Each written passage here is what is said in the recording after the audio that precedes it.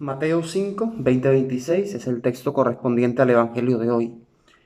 En aquel tiempo Jesús dijo a sus discípulos: les aseguro que si su justicia no es mayor que la de los escribas y fariseos, ciertamente no entrarán en el reino de los cielos. Han oído ustedes que se dijo a los antiguos: no matarás, y el que te mate será llevado ante el tribunal.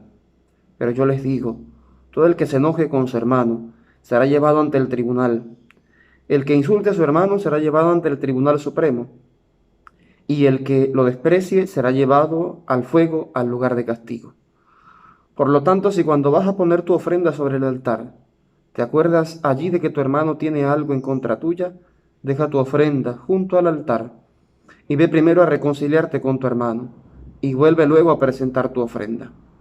Arréglate pronto con tu adversario mientras vas con él por el camino, no sea que te entregue el juez al policía y te metan a la cárcel. Te aseguro que no saldrás de allí hasta que hayas pagado el último centavo. Palabra del Señor. Este capítulo 5 del Evangelio de Mateo que hemos estado leyendo durante estos días nos ha regalado grandes enseñanzas. En un primer momento nos regalaba aquel precioso texto de las bienaventuranzas que nos ponía a nosotros frente a Dios para que podamos descubrir lo que a Dios verdaderamente agrada. Después, ese mismo texto nos ubicaba frente al mundo y nos decía que frente al mundo tenemos que ser sal y luz. Después, ese mismo texto nos ubicaba frente a nosotros mismos, frente a nuestra realidad, y nos decía que estamos llamados a cumplir y a enseñar los mandamientos de Dios. Pero hoy, ese texto nos ubica frente al hermano. A veces pensamos que la fe simplemente es cuestión de hacer cosas para poder agradar a Dios. Y reducimos la fe simplemente a esa relación con Dios que regularmente está mediada por ritos.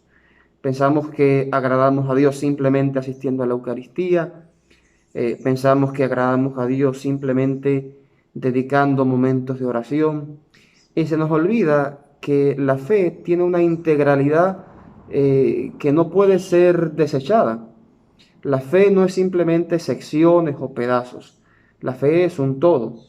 E implica primero una relación con Dios por medio de la oración, de los sacramentos, de la devoción personal, de la oración personal.